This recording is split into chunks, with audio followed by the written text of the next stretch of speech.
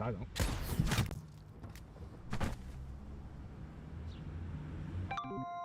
You just saw a few moments from a film called The Human Effect by Katie Joy Films.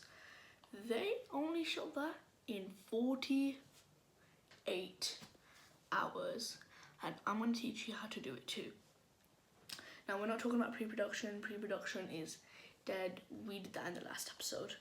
I'm going to assume that you have your script locked, your gear is ready, and your actors are on board, because that's what you need. This is about what happens when that clock starts ticking and the camera starts rolling. This is your on-set survival guide, so make sure to follow it. So, you've got a killer script, but only one weekend to pull this all off. And in the end, it is a challenge to see if you have a finished film that you are incredibly proud of, or a hard drive of chaotic, unstable footage.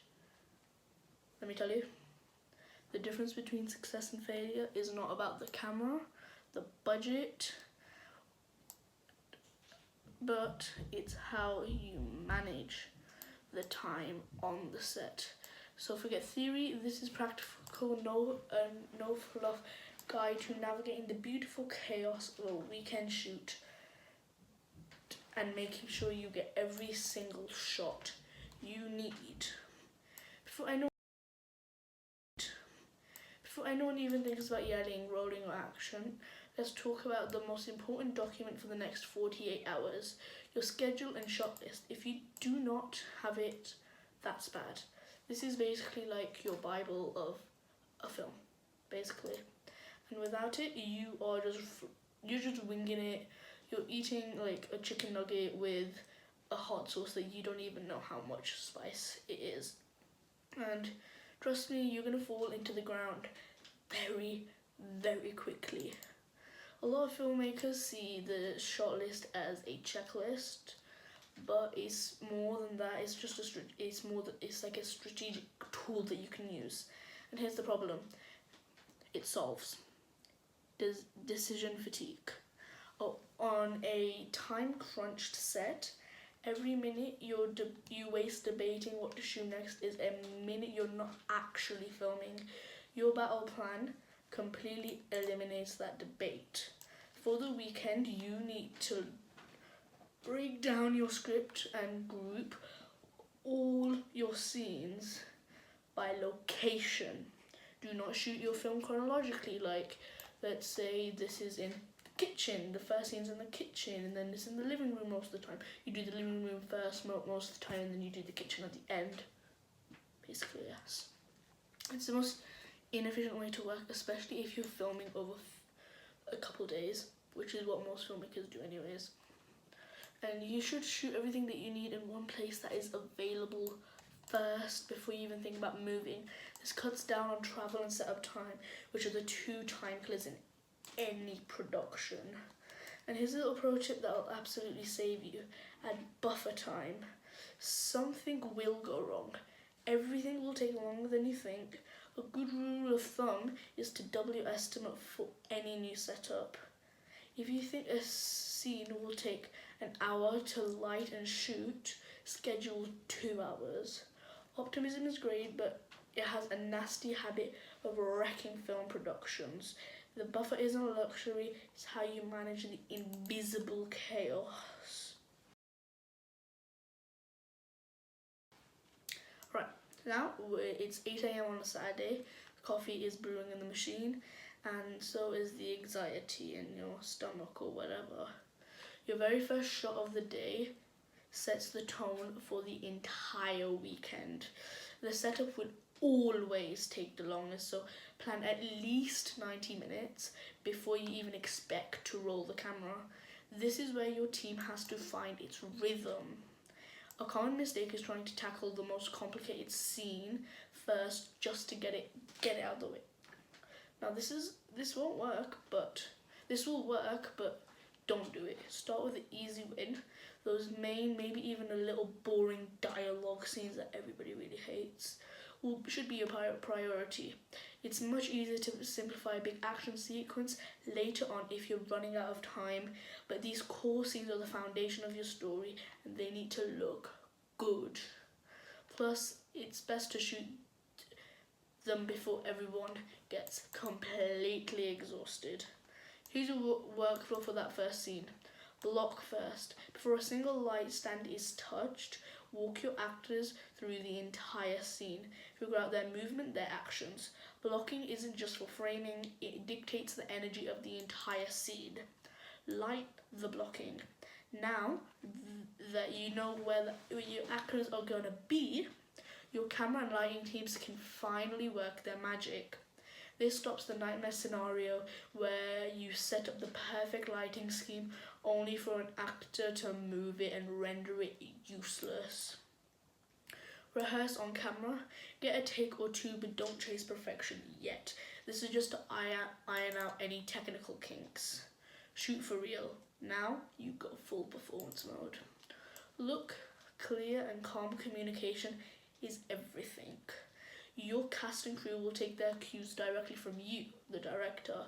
If you're stressed and chaotic, the set will be stressed and chaotic. If you're calm and decisive, everyone will feel confident and ready to work.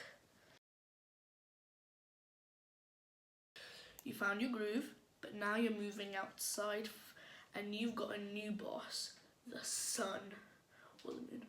And it doesn't wait for anyone. This is the part of the day where your beautifully crafted schedule is most likely just to crumble. We had a whole chase sequence planned for the afternoon and we only put a 3-hour window. We only had a 3-hour window for perfect light. That's just an example. So the problem is if you're losing light and you're probably already behind schedule bad. The solution, prioritize and be decisive.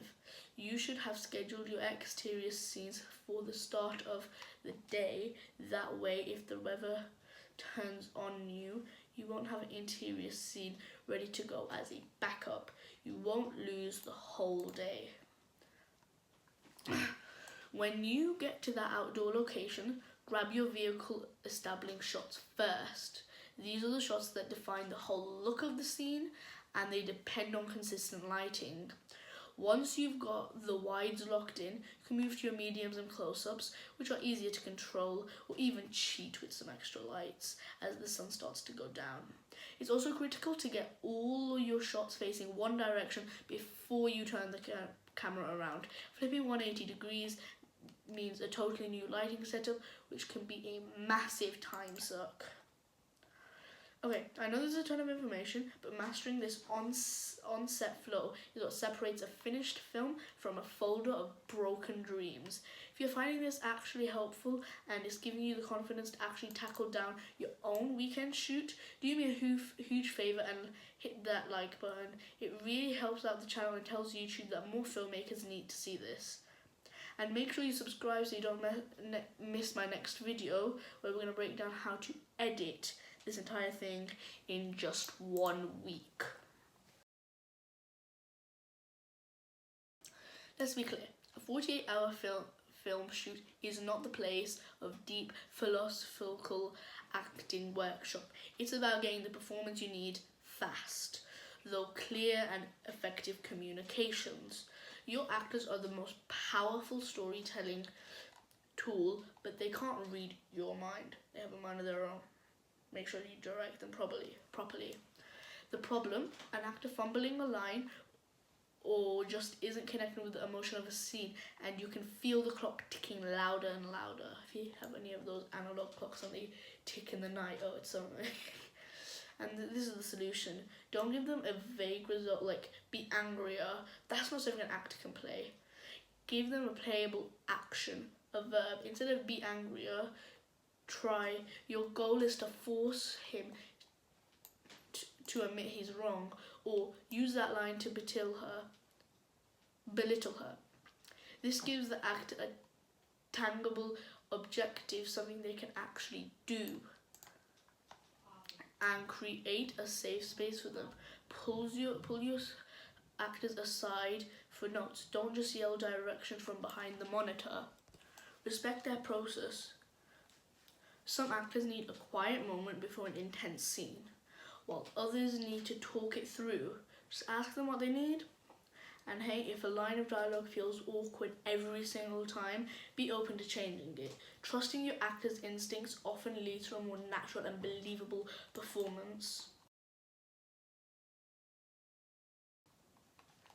In the middle of all the chaos, managing time and people, you cannot forget the fundamentals. If you skimp on these 3 things, nothing else you do is going to matter. First, sound. Bad audio is way less forgivable than bad visuals. I know a lot of people say that, but it's true. A video that sounds terrible will never feel professional, no matter how cinematic it looks. You could have a 16K camera, but if you cheap out on iPhone 1 audio, it won't even look good. Your number 1 technical priority is getting that microphone as close as to the actors as physically possible. Whether it's a boom pole or a lav mic, clean audio is the king or a queen. There's very little things you can do in post, which is what we're going to get on to next week, to fix bad sound. Second, lighting. You don't need a truck full of expensive gear. A few cheap lights from a hardware store can instantly create a basic 3-point lighting setup that will instantly elevate your film. The main goal here is to create depth by separating your actor from the background. Third, coverage. Get more angles and more takes than you think you need. I'm serious. Every single scene needs a wide shot, a medium shot, and close up. This is what will save you in the edit. And always shoot little cutaways, little shots of hands, objects in the room, a reaction shot, anything you can do to hide a mistake or bridge 2 different performances together. Sunday morning hits differently. You're exhausted, your crew's exhausted, and you're almost definitely behind schedule. This is the moment where most teams crumble. This is where you have to step up and be a leader, not just a director. The problem, moral is in the tank, and the rest of the shot feels completely invisible. The solution, radical focus. It's time to get ruthless. Pull out your battle plan and look at your shot list and ask 1 question. Focus only on those shots. That cool stylistic shot that you were always dreaming about, it might have to go. It's always better to have a simple, completed film than a complex, unfinished one, which is chaotic. And keep the energy up. Keep snacks, maybe even coffee everywhere. Sounds really silly, but a well-fed crew is a happy and motivated crew. Take short 10-minute breaks every hour or so. It might feel like you're wasting time, but it lets everybody reset and stay focused. Finally, you have to learn to accept good enough. You will not get anywhere perfect in 48 hours. There will be some imperfections. The goal is constant forward momentum. A good finished film is infinitely better than a perfect imaginary one. And that's a wrap. 48 hours of controlled chaos.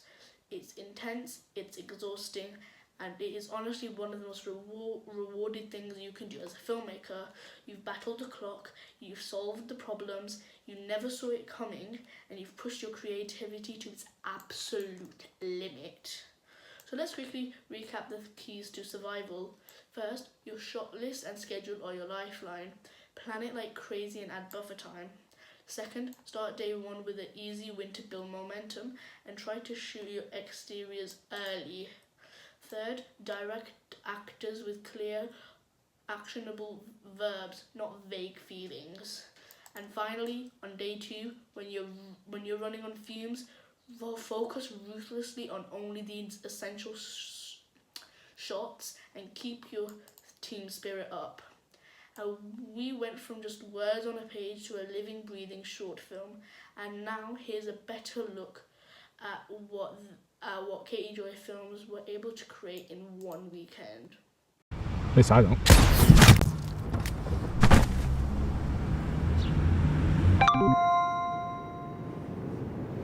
He didn't mention that part in his profile.